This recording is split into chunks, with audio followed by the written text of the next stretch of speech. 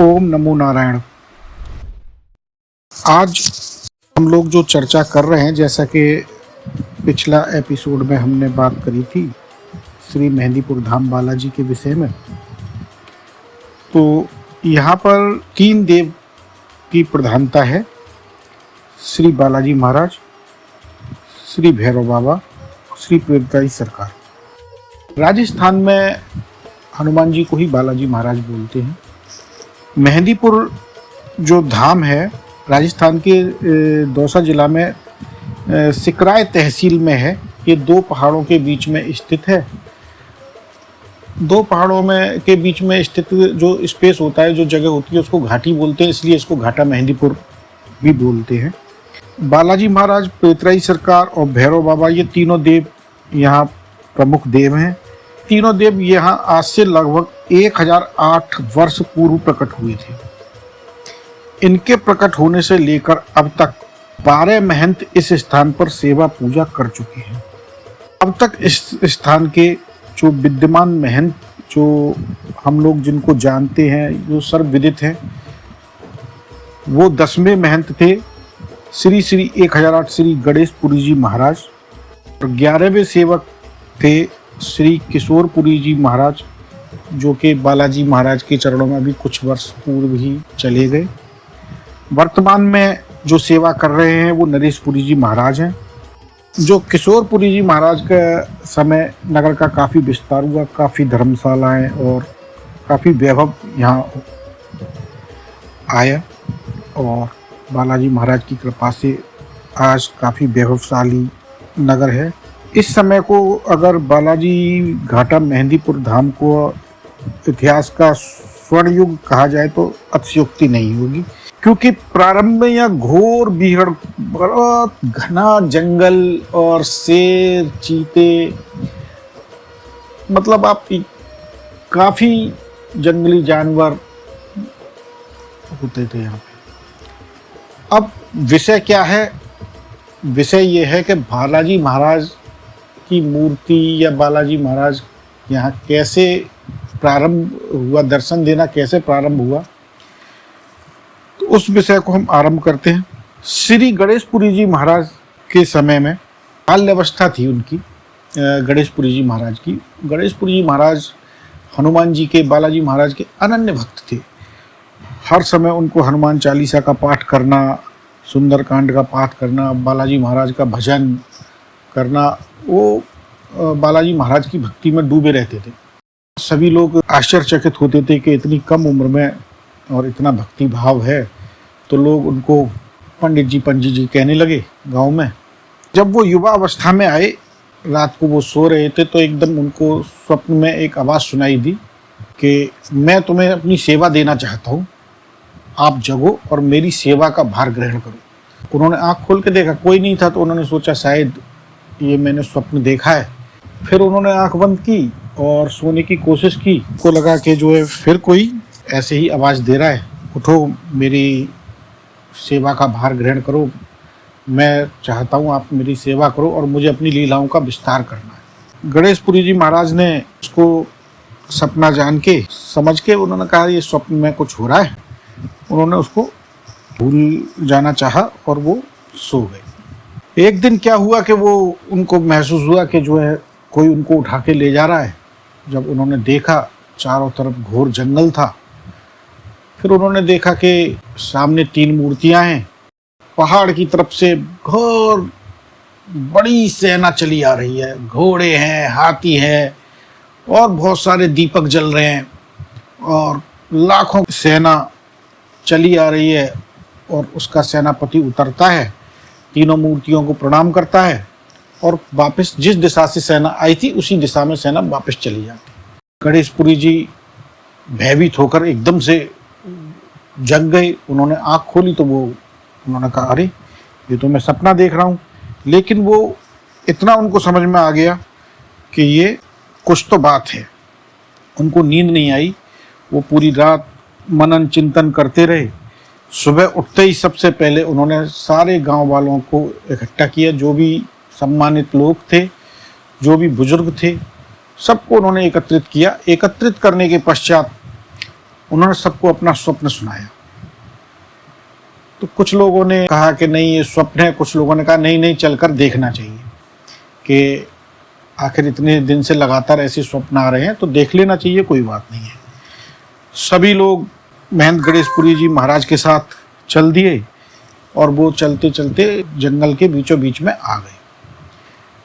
जब उन्होंने देखा कि जैसे जैसे गणेशपुरी जी महाराज ने स्वप्न के बारे में बताया था बिल्कुल वैसा ही वहाँ पे उपलब्ध है, वही मूर्तियाँ हैं, उसी तरीके से पहाड़ हैं और सब कुछ उसी तरीके से है।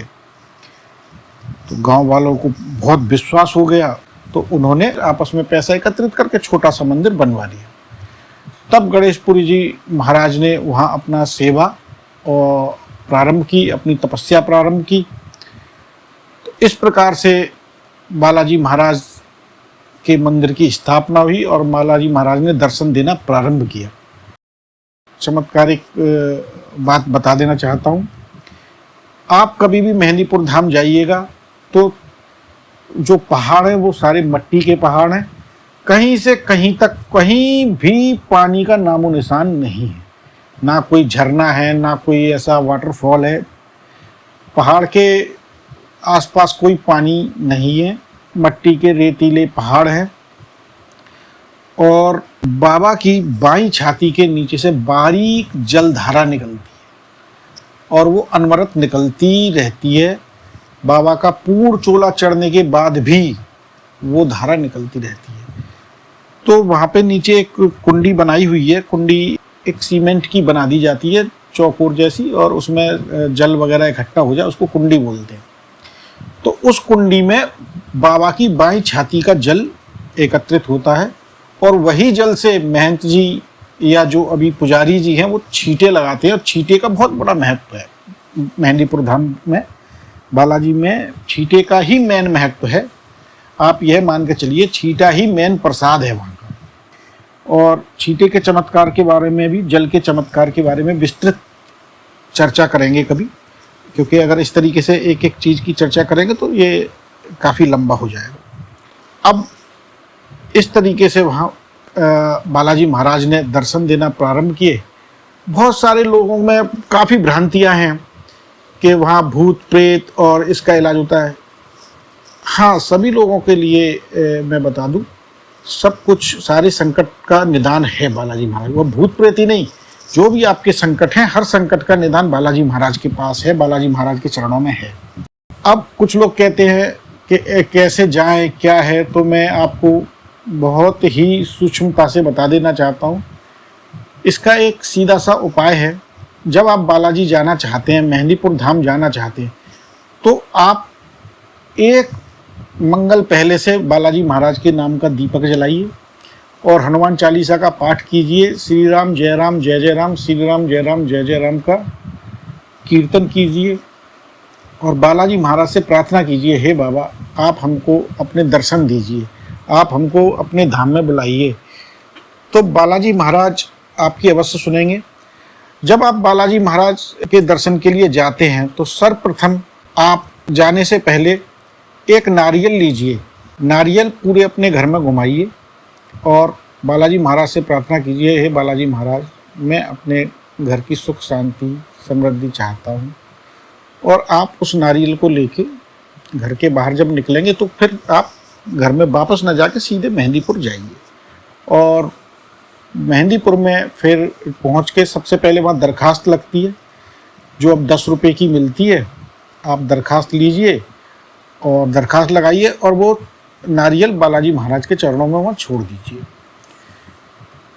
तो इस प्रकार आपकी एक तो वहाँ पहुँचने की दरखास्त लग जाएगी कि बालाजी महाराज मैं आपके धाम में आ गया हूँ और मेरी उपस्थिति स्वीकार कीजिए, मेरी रक्षा कीजिए और मेरे ऊपर कृपा कीजिए। इससे आपकी एक आने की दरखास्त लग जाती है। जब आप वापस आएंगे तब फिर एक दरखास्त लगाएंगे कि हे बालाजी महाराज मैं अपने परिवार में वापस जा रहा हूँ, आप मेरी रक्षा कीजिए, मेरे परिवार की रक्षा कीजिए, सुरक्षा कीजिए और मेरे ऊपर कृपा कीजिए।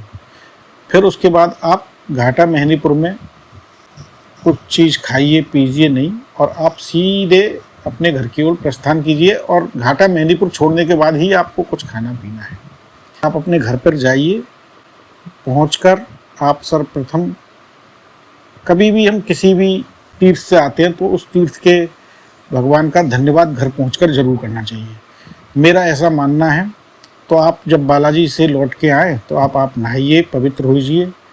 पवित्र होने के पश्चात आप बालाजी महाराज का दीपक जलाइए। दीपक जलाने के बाद बालाजी महाराज का धन्यवाद ज्ञापित कीजिए कि बालाजी महाराज आपकी कृपा से हम सकुशल अपने परिवार में वापस आ गए।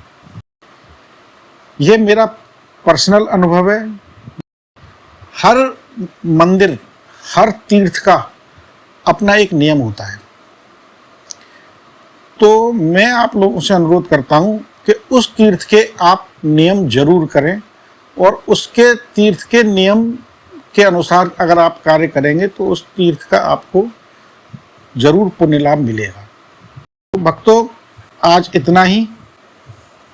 बोलिए सीताराम जी भगवान की जय, श्री बालाजी महाराज की जय, भैरव बाबा की जय, पेतराई सरकार की जय, बोलिए महंत जी महाराज की जय। ओम नमो नारायण।